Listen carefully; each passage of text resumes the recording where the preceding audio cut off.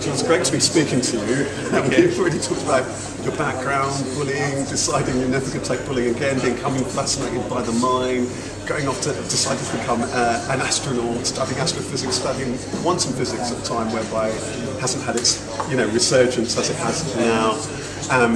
Then teaching all around the world and teaching for big organisations like Unilever. Wow. Tell us a little bit about I want to talk a little bit about, definitely before we leave, the Holistic Media Group where we met.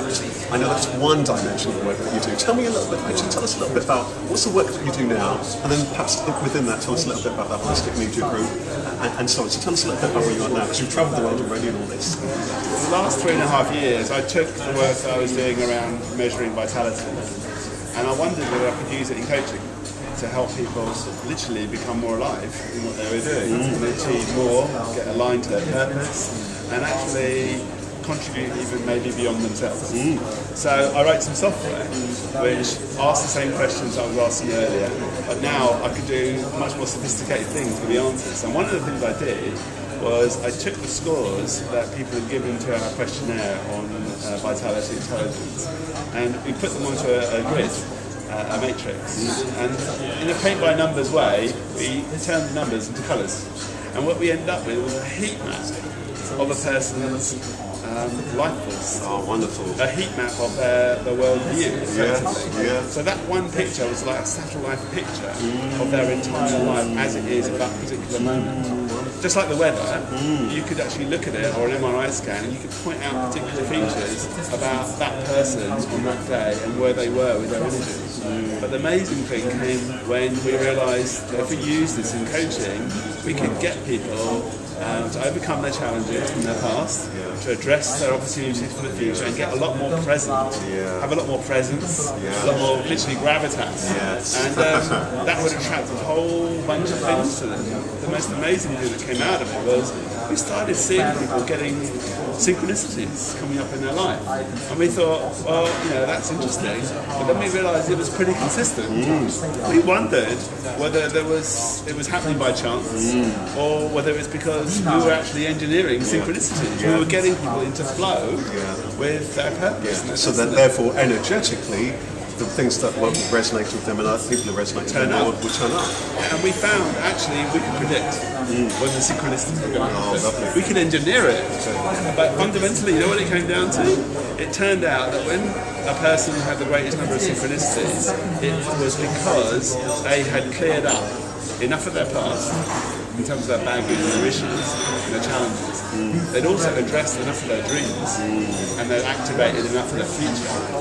And as a consequence, there was no more energy locked up in their past or their future. All of it returned to the present. And that makes so much sense, doesn't it? So they're present and beautifully aligned with what it is that they're about and what it is that they can do.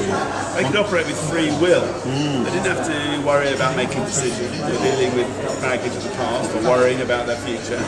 When you've got the future and the past aren't holding you to some degree, you are free to do with your will whatever you want in the present moment. So on that note then, so for you now then, you've travelled the world, you've done all this kind of stuff, you've seen quite a lot in your years, and enabled quite a few people individually and within organisations. What's life about for you now? What things are you fascinated about now? What interests you? What's your objective? What is it that you're wanting to see and achieve? Well, I want to take that magic that we've discovered about synchronicities and things just turning up and getting you into your flow by you clearing up your past, attending to your future and your dreams, and getting to have more presence and gravity. I thought, well, what if everybody did that? Then everybody would start to have synchronicities between themselves. You'd get people connecting together at a level of deep resonance, not what I would call, they wouldn't connect at the surface on their interests, but they would connect deeper down at their intention level. They would not connect on their preferences, come and go, but their deeper priorities. And lastly, they wouldn't connect on their behaviour level, which comes and goes, but a way of being level, much deeper level. And this deeper level is what I call resonance level, as opposed to relevance. Yes, absolutely. In the past, everybody was focused on highest relevance, even Google and big internet companies. But now, with social media and everything else, everything's more about resonance. People want to have a deeper connection that goes somewhere. And it's not just about social chit chat. It's about learning and growing with one another. So the Holistic Media Group was something I was asked to take over recently. And my number one focus for it is to really help people who make films, do documentaries, write books, are involved in the media, give them the tools that enable them to bring magic into people's lives by helping them work with their past, work with their dreams, so that they can have a lot more energy in the present, and as a consequence, have the opportunity for a really magical life. Wonderful, and we've known for so long, haven't we, that one of the things that does seem to impact on people's consciousness quite powerfully is stuff like film, is book and art. So it's wonderful to start with the group, and I must say thank you very much for inviting me on to speak to the group, because it's wonderful just seeing the energies of the room and what some of those people are doing and what they've already done and where things are kind of flowing to. Can you, for anyone who's curious and wants to find out more about the group, is there a web address that you can give us? Sure. If you go to the website meetup.com and do a search for Holistic Media Network, that's HOLISTIC, then you'll come across our group basically. Fantastic. And anything else you want to share? I mean, anything else that you've shared so much? So anything else? Well, it's the future, and what I'm about to do in a year. I'm taking the technology which brings people together and connects them together at the resonance level, and I'm going to use it to actually help my local community in Tottenham, in North London, where the riots were earlier this year. And we're going to do a couple of pilot experiments where we're going to do 3 weeks, where the first week we're going to get people connected in to their vitality and how well they're meeting their needs and become more mindful of themselves. And the second week we're going to actually get them connected in to their purpose, so they become more purposeful. And the third week we're going to take these people who are now more mindful and more purposeful, and we're going to connect them with others that they could get help with in their community. So they're going to be able to build their own, what I call their personal life support network, but in the process I want to actually change the face of Tottenham. It's had a bad rap in the press recently. So I think one of the best ways to improve that community is by shifting its consciousness, using modern technologies like social media and the drive for locals to represent themselves in the media through citizen journalism. So I'm actually really looking forward to the new year, where I'm going to be involved in a campaign to make Tottenham the centre of excellence. Fantastic, and by the time people are watching it, we'll be 20, we'll be in the year or beyond.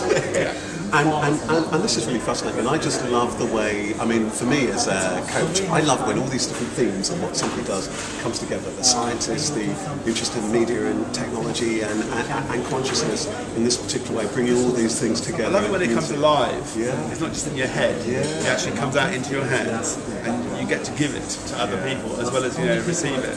When it's really alive, it's not just a thought, it's not just a feeling.